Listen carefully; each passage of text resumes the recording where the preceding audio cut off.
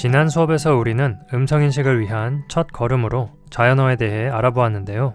인간이 살아가며 자연스럽게 생겨난 자연어를 컴퓨터로 처리하고 활용하기 위해 연구하는 분야를 자연어 처리 분야라고 했었죠. 자연어는 크게 문자 언어와 음성 언어로 구분할 수 있으며 시각과 청각이라는 서로 다른 감각을 사용하는 표상체계입니다. 구글의 어시스턴스, 삼성의 빅스비, 애플의 시리와 같은 음성인식 비서 서비스에서는 사람의 음성 언어를 인식하는 음성인식 기술과 문자 언어의 내용을 이해하여 답을 해주는 자연어 처리 기술로 나뉩니다. 문자 언어를 처리하기 위해서는 음성 언어를 이해하는 것이 선행되어야 하는데요. 음성은 소리로 전달되기 때문에 문자보다 복잡하고 어렵습니다. 오늘은 이러한 음성 데이터 개념에 대해 먼저 알아보겠습니다. 소리는 어떠한 매질을 타고 전달됩니다. 대표적인 매질이 공기입니다. 공기의 주기적인 진동, 즉 수축과 팽창이 발생하면서 공기 분자로 진동이 퍼져나가 음파를 만들어냅니다. 매질인 공기 분자가 얼마나 크게 움직였는지에 따라 다르게 형성되는 음파는 주기적인 움직임을 갖고 웨이브폼의 형태로 표현됩니다. 이러한 주기적인 움직임은 단위 시간, 일반적으로 1초 동안 진동한 횟수 등의 개념으로 표현합니다. 아주 기본적인 웨이브폼의 형태를 보겠습니다. X축은 시간, Y축은 진폭입니다. 진폭은 주기적으로 진동하는 파형, 진동의 폭을 의미하고 이렇게 볼록한 곳을 마루, 오목한 곳을 골이라고 합니다. 주기는 진폭이 특정 지점에서 다시 같은 부분이 등장하는 데까지의 시간, 즉 마루에서 다음 마루 또는 골에서 다음 골 등등의 시간, 한번 진동하는 데 걸리는 시간을 말합니다. 이는 주파수라는 개념으로 확장할 수 있습니다. 주파수는 헤르츠라는 단위를 사용하며 단위 시간 1초에 진동하는 횟수를 주파수라고 합니다. 예를 들어 1초에 100번 진동하는 소리라면 100Hz의 소리, 0.5초에 10번 진동하는 소리면 20Hz의 소리라고 표현합니다. 이 주파수는 주기와 아주 긴밀한 관계가 있습니다. 주파수는 주기분의 1, 주기는 주파수분의 1로 표현할 수 있습니다. 주파수가 1초당 진동하는 횟수이고 주기가 한번 진동하는데 걸리는 시간이기 때문에 이런 식이 나옵니다. 위의 주파수는 하나의 파형을 만드는데 아래 파동보다 훨씬 오래 걸립니다. 달리 말해 1초라는 시간 동안 반복되는 횟수는 아래보다 더 작기 때문에 위는 아래에 비해 주파수가 낮다고 할 수 있습니다. 주기를 기준으로 말하면 파형 한 개를 만드는데 몇 초가 걸리느냐는 의미로 위는 아래보다 주기가 더 크다고 할 수 있습니다. 사람이 듣는 주파수 대역은 20Hz에서 20kHz 대역입니다. 고주파, 즉 초당 진동 횟수가 많은 소리라면 높은 음의 소리를, 저주파일 때는 낮은 음의 소리를 가집니다. 진폭 크기는 소리 크기와 관련이 있습니다. 이해관계는 선형적이진 않지만 대체로 진폭이 크면 소리가 큽니다. 그렇다면 우리에게 잘 들리는 소리가 컴퓨터에겐 어떻게 들리는지 알아볼까요? 먼저 소리를 숫자로 표현해야 합니다. 소리를 숫자로 표현하여 컴퓨터에 입력하기 위해서는 소리 파동의 높이를 일정한 간격에 의해 좌표값으로 저장해야 합니다.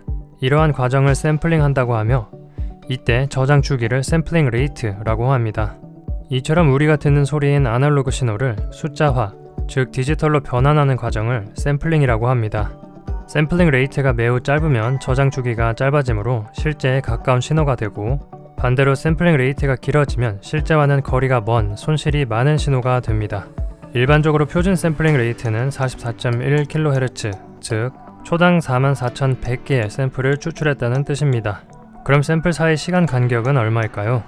아까 배운 개념으로 잘 생각해보면 44,100분의 1, 0.0000267 정도의 아주 작은 간격입니다.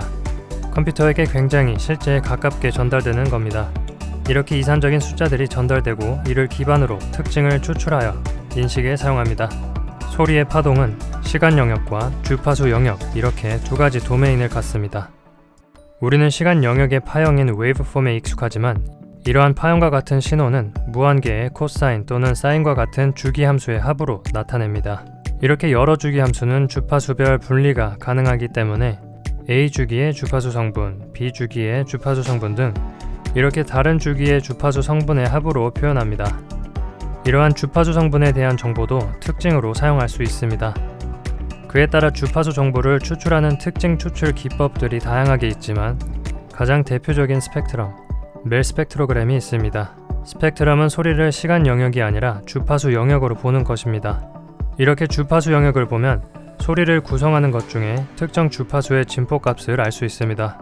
따라서 X축은 주파수, Y축은 진폭으로 구성된 값으로 표현할 수 있습니다. 이렇게 소리의 특징을 추출해 사용하는 것이 스펙트럼 방식입니다. 두 번째 대표적 방식은 멜 스펙트로그램 방식입니다. 스펙트럼 방식에는 시간 정보가 전혀 반영되지 않았는데 멜 스펙트로그램은 주파수 특성이 시간에 따라 달라지는 특징을 추출해줍니다. 인간의 귀와 최대한 유사한 소리를 표현하기 위해 만든 멜 스케일을 적용한 방식입니다. 사람의 귀는 다음과 같이 귓바퀴에서 소리를 모으고 고막과 이소골이 진동하여 달팽이관의 청각세포를 자극하면 전기 신호가 발생해 이를 뇌에 전달합니다. 달팽이관은 관을 달팽이집처럼 돌돌 마른 형태로 생겼으며 청각세포들이 일렬로 나열해 있습니다.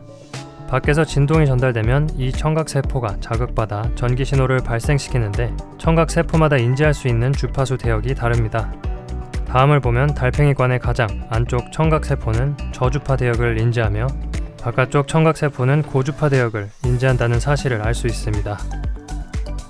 모든 주파수 대역을 같은 비중으로 인지하지 않고 고주파에서 저주파로 내려갈수록 담당하는 주파수 대역이 점점 조밀해집니다. 실제로 사람의 음성은 고주파 대역보단 저주파 대역에 많이 분포합니다. 이처럼 멜 스케일은 실제 주파수 정보를 인간의 청각 구조를 반영하여 수학적으로 변환하기 위한 대표적인 방법입니다. 지금까지 수많은 통계로 다음과 같이 주파수와 멜 스케일 간의 관계가 정의되었고 이를 다양한 음성 처리 분야에서 유용하게 사용합니다. 오늘은 음성 데이터를 이루고 있는 주파수, 파동의 진폭과 주기를 기반으로 음성 데이터의 특징을 추출하는 방법까지 알아보았습니다. 다음 시간에는 음성 인식과 음향 모델에 대해 알아보겠습니다.